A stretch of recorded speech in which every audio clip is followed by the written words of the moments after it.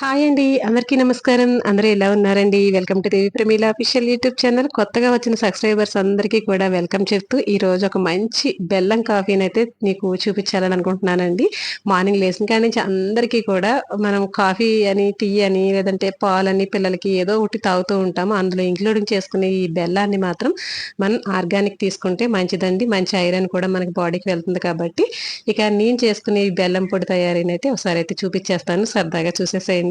అందరికీ చాలా చాలా థ్యాంక్స్ అండి సబ్స్క్రైబ్ చేసుకున్నందుకు ప్రతి ఒక్కరికి కూడాను.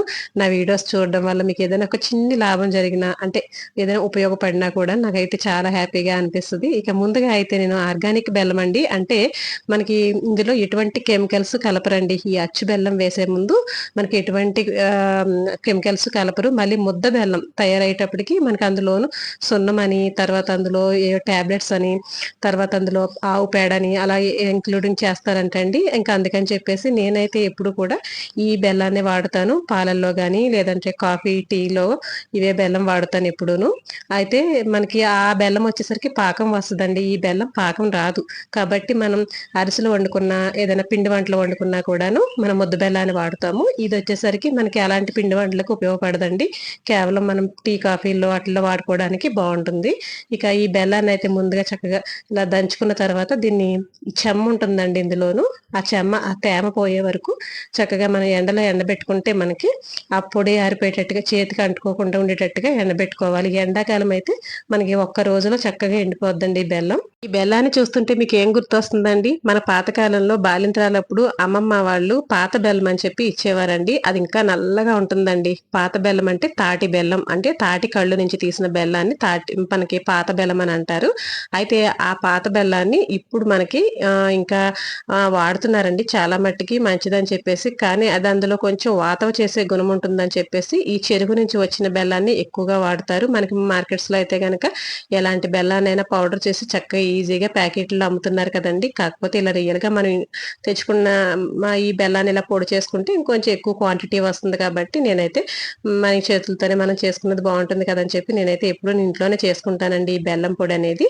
చక్కగా మనకు బాగా ఎండడం వల్ల పొడి అనేది ఇలాగా చక్కగా పంచదార లాగా చూడండి, చేతికైతే అస్సలు అంటుకోదండి. పంచదార పొడిలాగా అయిపోతుంది. ఇప్పుడు ఈ బెల్లాన్ని మనం చక్కగా ఇంకొకసారి ఎండబెట్టాల్సిన పని లేదండి. ఎందుకంటే మనం ఆల్రెడీ బాగా ఎండబెట్టుకున్న బెల్లాన్ని ఇలా పొడి చేసుకుంటాం కాబట్టి ఇది ఏ కంటైనర్ డబ్బాలో కానీ, జిప్లాక్ కవర్స్ లో కానీ మనం ఫ్రిడ్జ్ లో పెట్టుకున్నా నిలవ ఉంటుంది. తర్వాత మనం బయట పెట్టుకున్నా కూడా నిలవ ఉంటుందండి. కానీ ఆరకుండా గనక మనం మిక్సీ పడితే మిక్సీ గిన్నెలతో సహా ఖరాబ్ అయిపోతాయండి.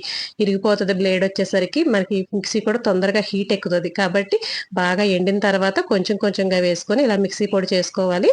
తర్వాత ఈ ఒకవేళ ఎండలేదనుకోండి ఈ పొడి పురుగు కూడా పట్టే అవకాశం ఉందండి.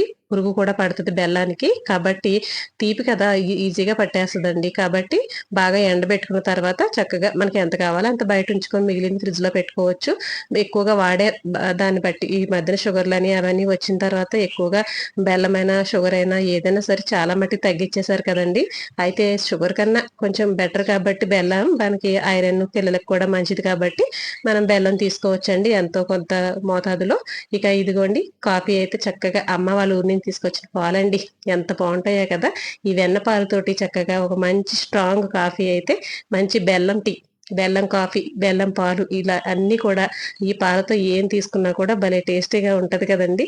చాలా బాగుంటుంది. మార్నింగే చక్కగా టిఫిన్ తిన్న తర్వాతేనండి ఏదైనా సరే పరగడుపున ఎప్పుడు తాగకూడదు. మనం ఏదైనా తిన్న తర్వాత ఇలాంటి ఒక టీ కానీ కాఫీ కానీ తాగితే చాలా మంచిది కదండి. చిన్నపిల్లలకి ఇడ్లీ తినిపించేటప్పుడు పంచదార నెయ్యి వేసి తినిపిస్తాం కదండి. ఆ పంచదార బదులుగా ఇలా ఇడ్లీ పైన చక్కగా ఈ బెల్లం పొడి వేసి నెయ్యి వేసి తినిపించండి. పిల్లలు ఇంకా ఇష్టంగా తింటారు. చాలా మంచిది కూడా కదండి పంచదార కన్నాను. ఇంకొకటి ఏంటంటే మనం రోజులో ఒక్కసారి ఈ కాఫీ తాగడం వల్ల మైండ్ ఎంతో రిలాక్స్ గా ఉంటుందండి. బాడీ కూడా యాక్టివ్ గా పనిచేయడానికి కానీ, తర్వాత ఈ కాఫీ వల్ల ఎన్నో ఉపయోగాలు ఉన్నాయండి. అవన్నీ మీకు చాలా మటుకు తెలిసే ఉంటుంది. లేదంటే కామెంట్ చేయండి ఇందులో ఉన్న విశేషాలు ఏంటి, మనకి ఎంత లాభం ఉంది కాఫీ వల్ల అనేది కూడా నేను నెక్స్ట్ వీడియోలో మీకు చెప్తానండి, ఎక్స్ప్లెయిన్ చేస్తాను. ఇక అలాగే రోజులో ఒక్కసారి ఈ మంచి బెల్లం కాఫీని కానీ బెల్లం టీని కానీ తాగి చక్కగా ఎంజాయ్ చేయండి. ఈ బెల్లం పొడిని తయారు చేసుకునే విధానం కూడా మీకు చక్కగా చూపించానండి. చక్కగా స్టోర్ కూడా చేసుకోవచ్చు. ఇక ఇలాంటి మంచి వీడియోస్ ని మీ వరకు నేను తీసుకొస్తాను, నేను చేసుకునే విధానాన్ని. ఉంటానండి మరి మంచి వీడియోస్తో మళ్ళీ ముందుకు వస్తాను.